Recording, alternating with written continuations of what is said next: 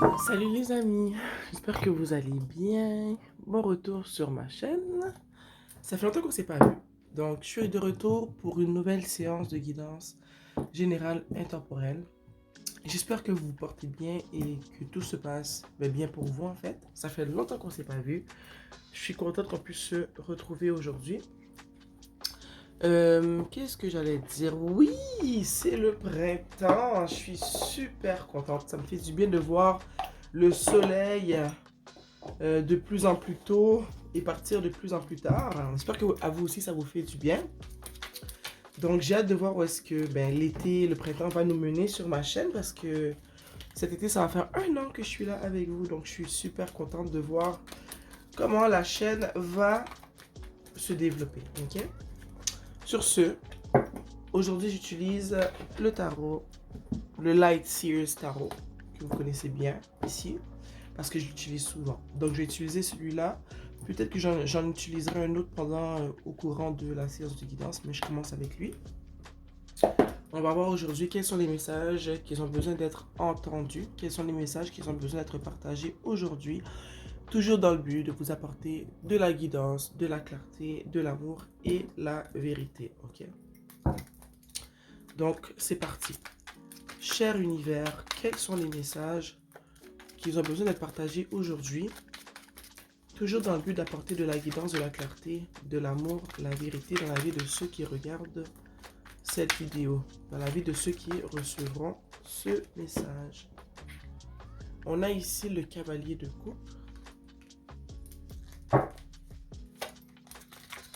à cause du soleil, vous ne le voyez pas bien. Je me demande si je dois fermer les rideaux.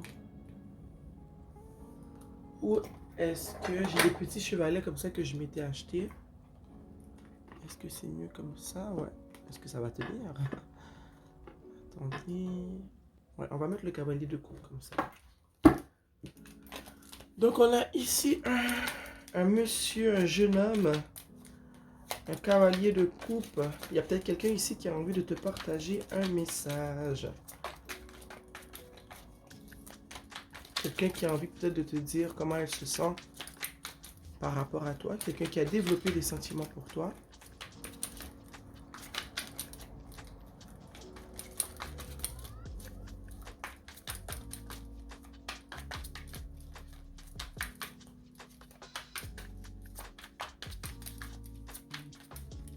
Ou peut-être que toi, tu as développé des sentiments pour une personne et que tu as envie de parler de ces sentiments-là, mais tu ne ressens pas le courage. Tu ne ressens pas la force, tu es peut-être timide et tu n'as pas envie de dévoiler ces émotions-là à la personne en question. Ok. Prends-le dans le sens dans lequel ça résonne pour toi. C'est soit toi qui veux dévoiler tes sentiments à une personne, ou c'est une personne qui aimerait venir vers toi pour partager ce qu'elle ressent envers toi. Ok. Je sens que cette personne, elle a envie de savoir si toi tu ressens aussi la même chose pour elle. On a un autre petit chevalet ici. J'en ai juste 3, fait que j'espère que les autres, on pourra bien les voir malgré le soleil. Donc tu es timide, tu ne ressens pas la force, ou cette personne ne ressent pas la force. Ok. On a ici le jugement. Et je vois que le fait de ne pas partager ce que tu ressens, ou le fait que cette personne ne partage pas ce qu'elle ressent pour toi, ça fait en sorte que elle se sent un peu emprisonnée. Parce que elle vit avec un secret, on peut dire que c'est un secret. Et ce secret-là, en fait, elle sent pas qu'elle a la force de pouvoir le partager avec toi. Elle a, elle anticipe, elle a un peu peur de ta réaction parce que rien n'est certain. Quand on dévoile nos émotions à une personne, on a la possibilité de se faire rejeter.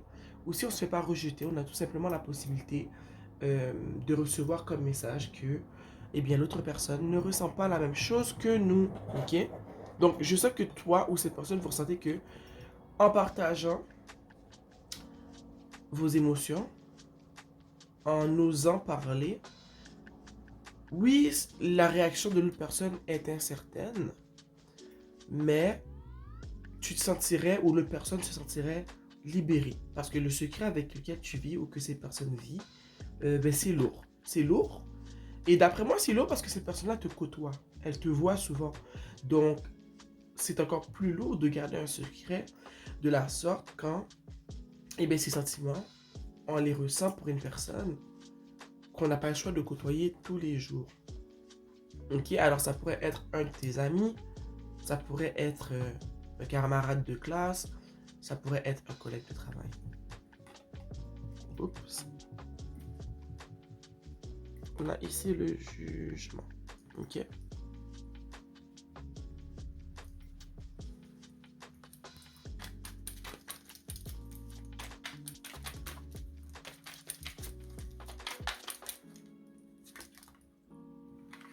Ici, on a l'as de coupe.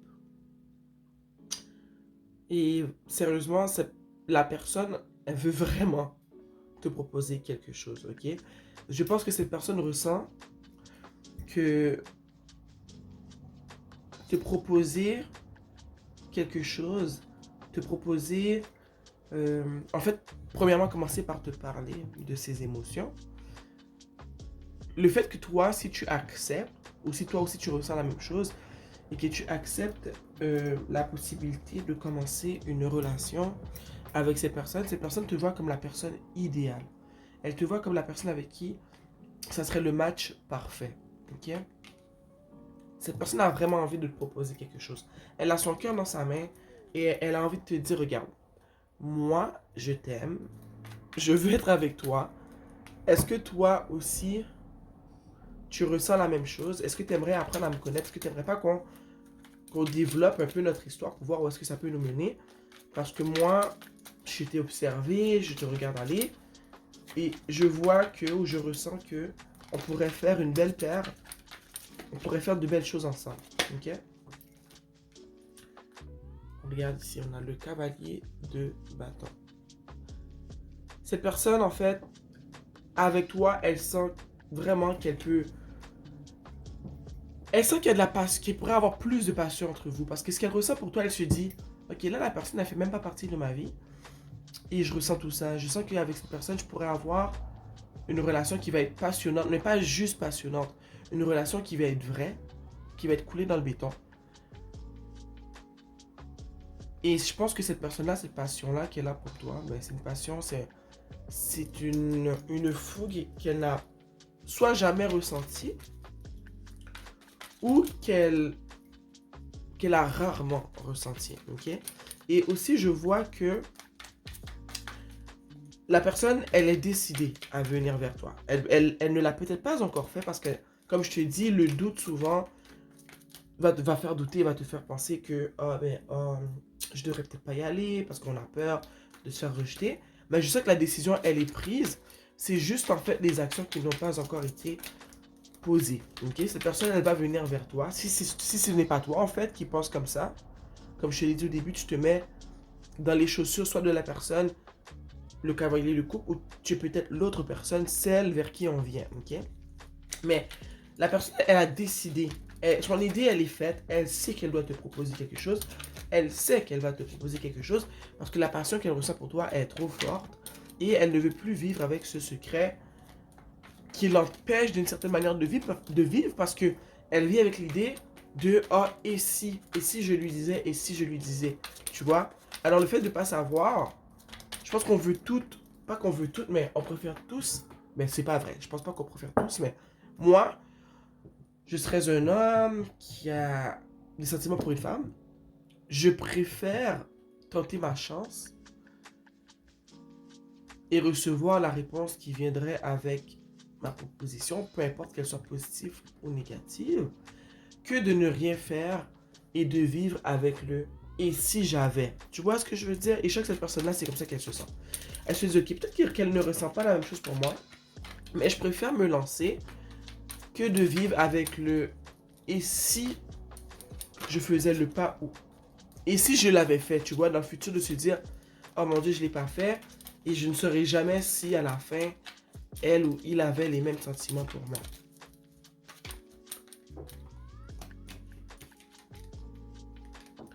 Ici, on a le page de bâton. Et on a le 2 d'épée. C'est ça, cette personne-là, elle est constamment en train de masquer sa... pas sa motivation, mais tout l'entrain qu'elle a pour toi. Elle est toujours en train de masquer ce qu'elle ressent. Quand elle est à tes côtés, elle fait quasiment semblant qu'elle est normale, qu'elle n'est pas prise d'un... comment dire, d'un... j'allais dire de fou rire, c'est pas ce que je veux dire. Cette personne, elle travaille fort pour cacher comment elle se sent. Quand tu es avec elle, ou quand elle te voit, elle est dans tous ses états.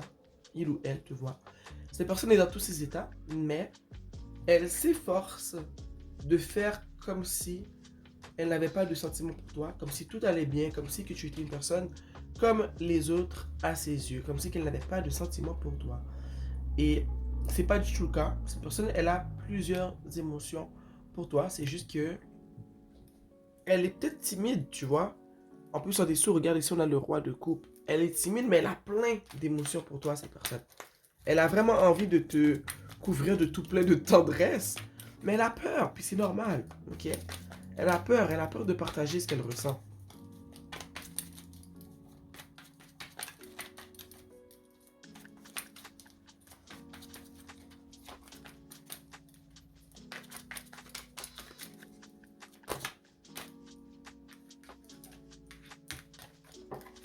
Je vois que cette personne, elle parle peut-être à ses amis ou à des membres de sa famille par rapport à cette situation.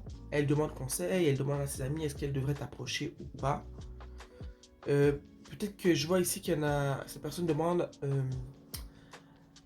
des conseils à son père, à sa maman, à sa soeur, ok, ou à ses amis. Parce que sérieusement, cette personne, ce qu'elle ressent pour toi, tu vois, on a le diable à l'envers, ok.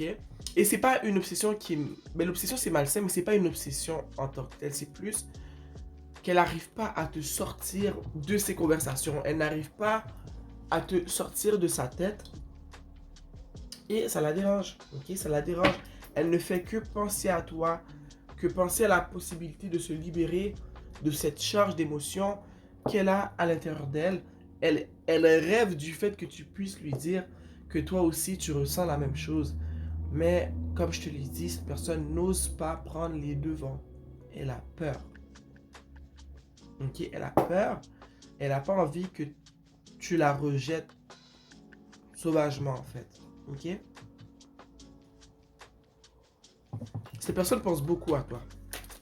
Sans arrêt. En fait, elle pense sans arrêt à toi. Cette personne pense sans arrêt à toi.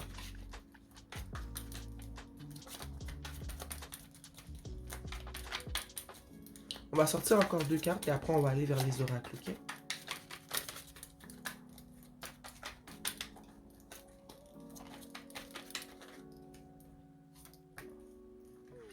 On a ici la grande prêtresse, ok? Et ici, ça vient vraiment accentuer, ça vient vraiment, comment dire, mettre l'emphase sur le fait que tu ne sais pas qui est cette personne. Les sentiments de cette personne sont vraiment bien cachés. Elle ne laisse rien paraître. Donc, c'est une personne qui est autour de toi, mais que tu ne connais pas de cette manière-là. C'est pas une personne que tu connais, comment dire, au niveau romantique. Ce n'est pas une personne avec qui tu as déjà eu une relation. C'est vraiment une personne qui t'aime de loin et qui ne laisse rien paraître, ok? J'ai aussi envie de te dire que c'est une personne qui est assez profonde, dans le sens que c'est une personne qui est sensible, c'est une personne qui ressent beaucoup les choses, et c'est une personne qui est bien intentionnée, ok?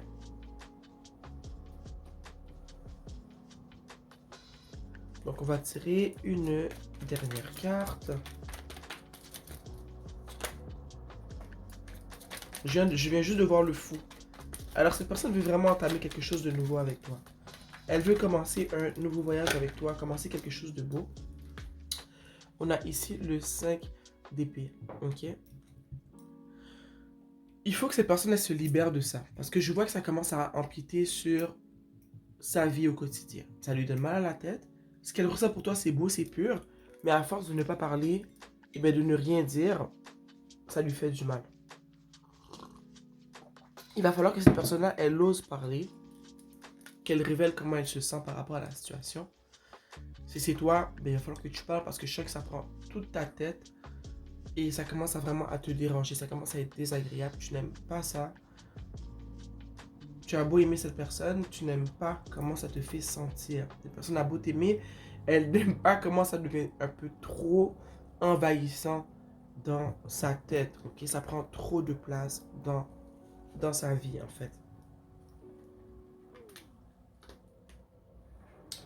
Je vais sortir l'oracle.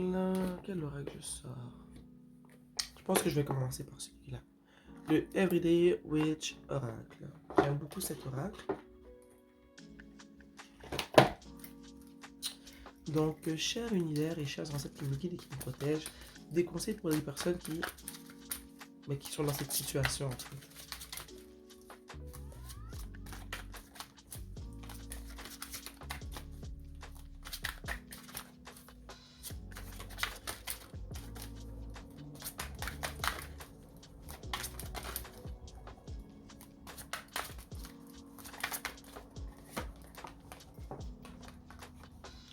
Ici, on a la méditation, ok, pour aller en profondeur. Donc ici, tu vois le mal de tête et tout, toute la... Comment j'ai envie de dire ça?